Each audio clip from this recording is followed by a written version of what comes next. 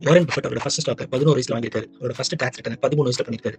அவர் வளரும்போது Coca Cola வந்து வீடு வீடா போய் வித்துட்டாராம். பார்பர் ஷாப்ல வந்து பின் பால்னு ஒரு மிஷின் இருக்கும். அந்த மிஷின்ல விளையாடுவாராம். ஹார்ஸ் மேல பெட் கட்டி விளையாடுவாராம்.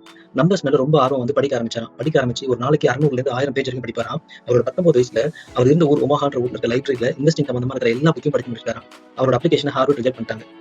பெஞ்சமின் கிரஹாம் அப்படின்னு ஒரு ஸ்காலரோட கிளாஸ், அவரோட கிளாஸுக்கு பதிலா நீங்க எடுங்கன்னு சொல்லிருக்காங்க. அதுதான் அவர் லைஃப்லயே வந்து ஒரு கேம் சேஞ்சிங் மொமெண்ட் அப்படின்னு சொல்லி சொல்லியிருக்காரு.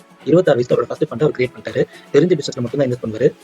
அவரோட ஷேர் பேர் பார்த்தீங்கன்னா பெர்க்ஷைர் ஹேத்வே. அந்த பெர்க்ஷைர் ஹேத்வே ஷேரை இன்னை வரைக்கும் அவர் ஸ்பிளிட்டே பண்ண வைக்கலையா. ஸ்பிளிட் பண்ணா நிறைய நியூ இன்வெஸ்டர்ஸ்லாம் வருவாங்க, நிறைய பணம் வரும். ஆனால் அதெல்லாம் எனக்கு வேணாம், என் ஷேருக்கு ஒரு மதிப்பு இருக்கு, அது அப்படியே இருக்கட்டும் சொல்லி இன்னை வரைக்கும் ஸ்பிளிட் பண்ணாம தான் வச்சிருக்காரு. அவரோட வீடு பார்த்தீங்கன்னா 1958ல வாங்கினார். அந்த வீட்டில் தான் அவர் இன்னும் வாழ்ந்துட்டு இருக்காராம். ஒரு நாளைக்கு 5 கோப் குடிப்பாராம். மெக்டோனால தான் எவ்ரிடே மார்னிங் சாப்பிடுவாராம். அவரோட லஞ்ச் வந்து ஒரு நாள் ஆப்ஷன் ஆயிட்டாராம். பார்த்தீங்கன்னா 19 மில்லியன் வந்துட்டு அவர் கூட லஞ்ச் சாப்பிட்றதுக்கு ரெடியா இருக்காங்க.